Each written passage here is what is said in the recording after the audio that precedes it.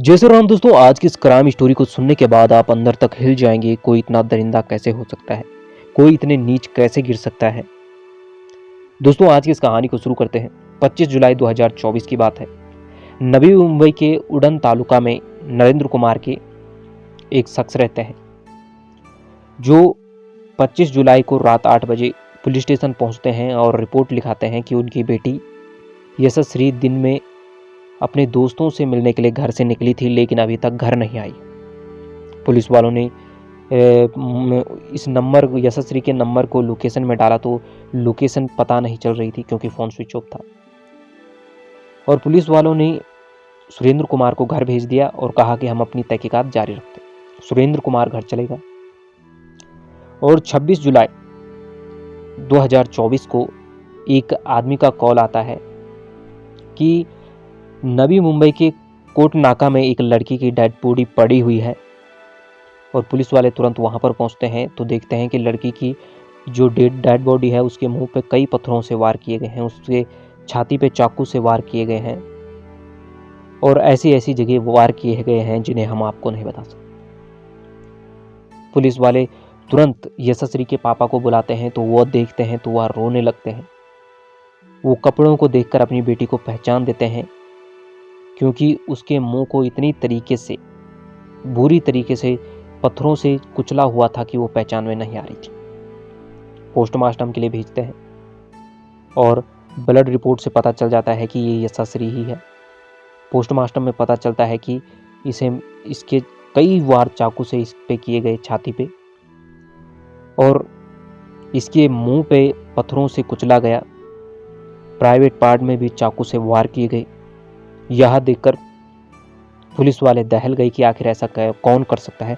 Police वालों ने यशस्वी के पापा से पूछा, ये कोई आपका पुराना दुश्मन है जिसने इस तरीके से बदला लेने की कोशिश की है, कोई ऐसा आदमी जो इससे आपकी पुरानी रंजिश हो? तो यशस्वी के पापा ने बताया कि दाऊद नाम का एक लड़का 2019 में, उस समय यशस्वी नाबालिग थी और इसको छेड़ रहा था, इसको परेशान कर रहा था। मैंने पुलिस कंप्लेंट लिखवाई और पोस्को एक्ट के तहत वह जेल गया। उसके बाद मैं नहीं जानता वो कहाँ गया।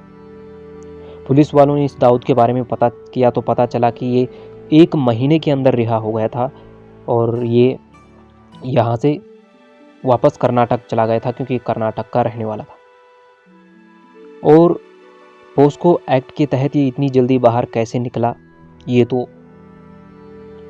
पुलिस वालों को ही जवाब देना चाहिए, कानून को ही जवाब देना चाहिए कि इतनी बड़ी लापरवाही कैसे हुई। तो उसके बाद यशस्वी की फ़ोन की कॉल डिटेल निकाली गई तो पता चला कि यशस्वी इससे लगातार बात किया करती थी। जब ये 1 महीने बाद, ये 2019 से जब ये जेल से बाहर निकला दाऊद, उसी समय से बात करती थी। यशस्वी ने इसके नाम का टाइटो भी अपने हाथ में लिखाया हुआ था। और पुलिस वालों ने जब दाऊद को कर्नाटक में जाकर उसको उठाया तो सीसीटीवी फुटेज में भी दिखाई दे रहा था कि यशस्वी 25 जुलाई को अपने घर से बाहर निकली, एक सीसीटीवी में दिखाई दे रहा था। इन्हीं के घर से थोड़ी दूर आगे एक सीसीटीवी था जिसके पीछे से दाऊद इसको फॉलो कर रहा था यशस्वी को। दाऊद को सख्ती से पूछा तो दाऊद ने बताया कि यशस्वी और इस दोनों के बीच में प्रेम प्रसंग चल रहा था।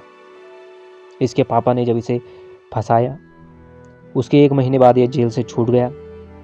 उसके बाद ये यशस्वी पे शादी का दबाव बना रहा था और धर्म परिवर्तन का भी दबाव बना रहा था कि वो हिंदू से मुस्लिम बन जाए। यशस्वी मानने को तैयार नहीं थी। इसीलिए जब इसने इसको अकेले में बुलाया और इससे बात की तो ये इसकी और आपस में इन दोनों का झगड़ा हो गया इसी बात पे। और इसने तैयारी से ये पहले आ रखा था, अगर मना करेगी तो ये चाकू से मार डालेगा। 2 चाकू लाए हुए थे। यशस्वी को चाकू से मारना शुरू किया। उसके बाद उसके मुंह को पत्थर से कुचल दिया। तो दोस्तों, ऐसी विकृत मानसिकता के लोग इस समाज में, इस संसार में रहते हैं, तो ऐसे लोगों से खासकर बच के रही।